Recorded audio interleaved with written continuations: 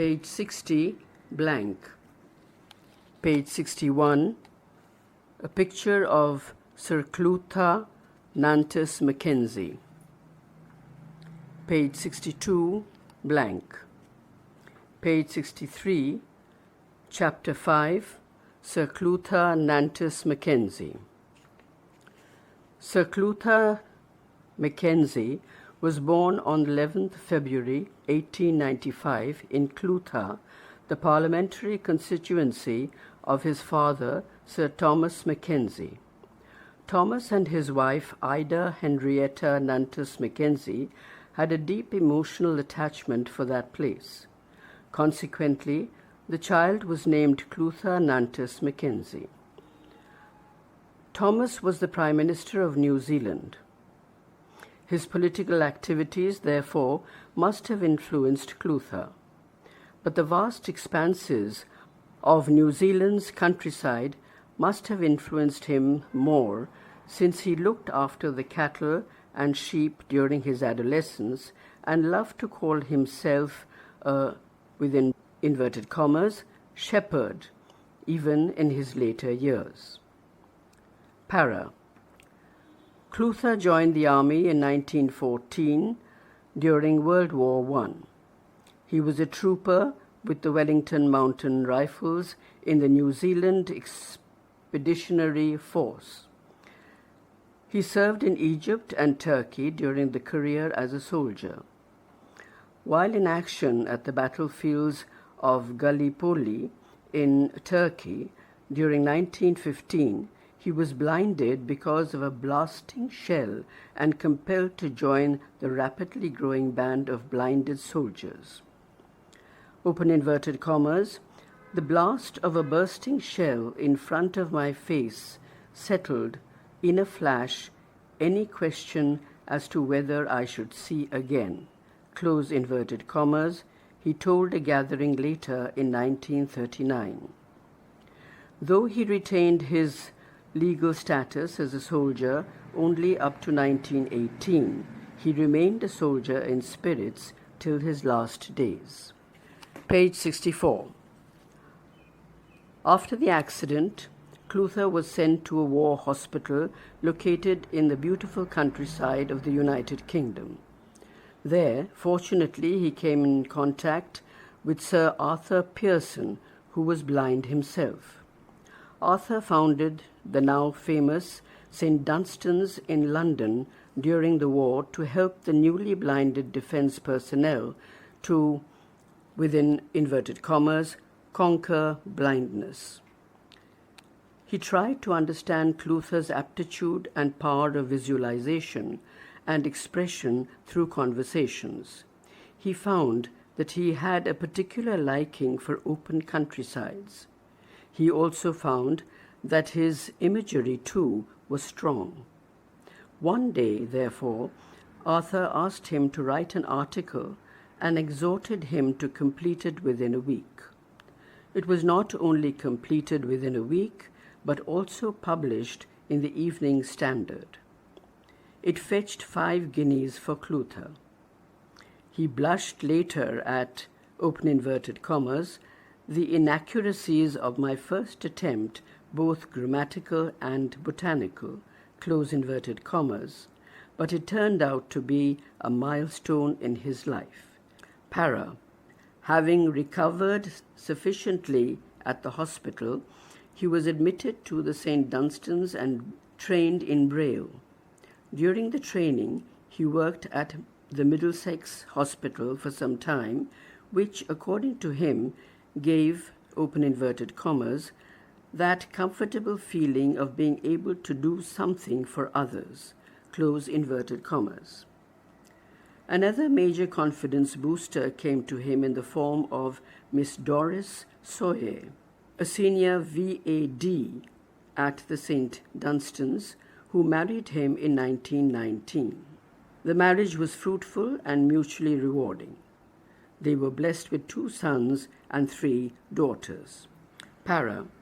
Clutha tried a number of professions with considerable success before he found the profession most suitable to his abilities. The New Zealand forces in Europe and Near East did not have any periodical to serve their requirements. Clutha, therefore, thought of launching a journal for them. Page 65. He discussed his idea with Arthur, who found it, within inverted commas, splendid. Consequently, in 1917, he started publishing the Chronicles of the New Zealand Expeditionary Force and became its editor. Referring to this journal, Arthur later wrote in his book, Victory Over Blindness, open inverted commas, when he had re-equipped himself at the St. Dunstan's, he edited and published the Chronicles of the New Zealand Expeditionary Force. This most interesting little Bimothley was looked for with the utmost eagerness by New Zealanders in the trenches and by their friends and relatives 12,000 miles away. It was in great part written by its editor, who contributed several series of graphic articles detailing his experiences in the war and the visits he paid to the front and fleet after he had been blinded. I feel sure that its brilliant young editor will make himself a name in the world of journalism or literature. Close inverted commas. The venture continued till 1919, only since it was not commercially viable. But it gave Clutha a good amount of publicity and praise, as well as courage to fight hardship. Para. In 1920, he published his first book entitled The Tale of a Trooper. Later on, he chose an entirely different field for the outlet of his energies, namely active politics. He represented the Auckland East constituency in Parliament during 1921 to 22. Para. Clutha's ultimate aim, however, was to work for the welfare of the blind. He had already been partly responsible for the aftercare of the blinded soldiers in New Zealand, as he was the St. Dunstan's representative in New Zealand for the Hostel of the War Blinded. His experience in the field of blind welfare, his growing self-confidence, and lack of a good establishment for the blind in his country brought him closer to the field of blind welfare. Page 66. New Zealand did have a small 19th century facility for the blind named the Jubilee Institute for the Blind in Auckland, but it was rather limited in its scope of work. Clutha joined it in 1923 and guided its destiny as its director till 1938. It was at this institute that he supplemented his plans for the welfare of the blind and refined the techniques of work. It was later on known as the New Zealand National Institute for the Blind. For his services at this institute in particular, and for his work for the rehabilitation of blinded soldiers in general, he was knighted in 1935 when he became Sir Clutha N. Mackenzie. Para. A lot of prejudices against the blind exist even today. Their intensity and magnitude must have been much more during the first half of this century. Clutha was therefore clear in his mind that generating public awareness about the blind was absolutely necessary.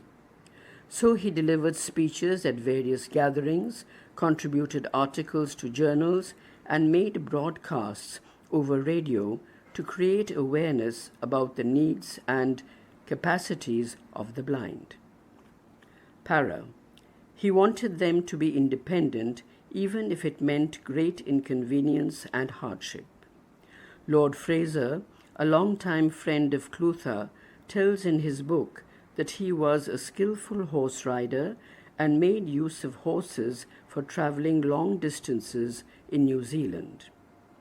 He once said, open inverted commas, "My horse could see the way even if I couldn't," close inverted commas. And he preferred to walk alone with the help of his cane as far as possible. In his report on blindness in China, he emphasized the creation of proper conditions to facilitate the blinded soldiers to move about independently right from the beginning. Para. He made maximum use of his typing skills. He always typed letters and other papers himself. Open inverted commas. He used to keep his portable typewriter near his bed even at night. Close inverted commas. I was told by one of his secretaries during an interview.